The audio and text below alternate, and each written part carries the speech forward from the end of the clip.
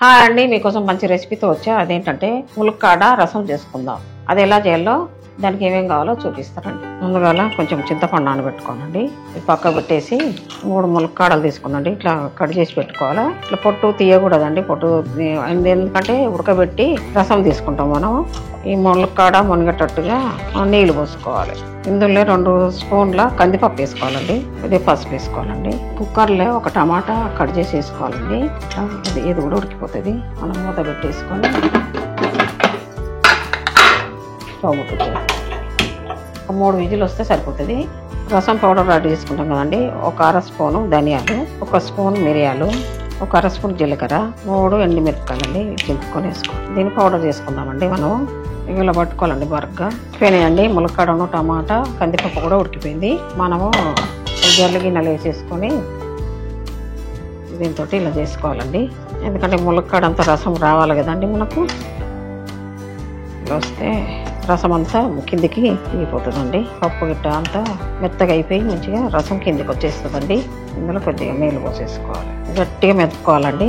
ములక్కాడ కందిపప్పు అంతా మెదగాలి కదా మెత్తగా.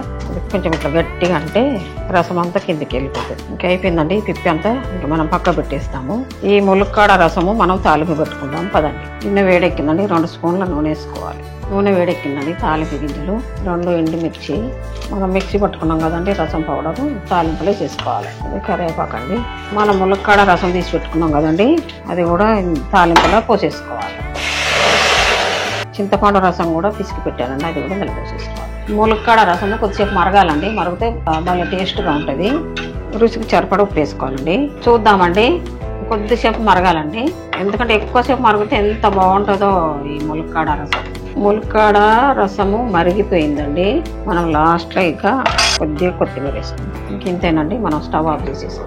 వాళ్ళ కమ్మగా వాసన వస్తుందండి. ఈ ములక్కాడ రసము కమ్మగా అంటే కమ్మగా వాసన వస్తుంది. ఇంకా రెడీ అయిపోయిందండి. ఈ ములక్కాడ రసము మనం ఒక బౌల్లో పోసుకుందాం. చూడండి ఎంత బాగుందో. వేడి వేడి అన్నంకు సూపర్ టేస్ట్గా ఉంటుందండి. ఈ ములక్కాడ సాంబార్లు వేసుకోవచ్చు, పప్పులు వేసుకోవచ్చు, ములక్కాడ కూర చేసుకోవచ్చు, రసం చేసుకోవచ్చు అండి. అన్నిట్లో బాగుంటుందండి. ఈ ములక్కాడ చాలా మంచిదండి ఆరోగ్యానికి. మీరు కూడా చేసుకోండి. చేసుకొని కామెంట్లో తెలపండి. లైక్ చేయండి, షేర్ చేయండి. మన ఛానల్ సబ్స్క్రైబ్ చేసుకోండి. Thank you.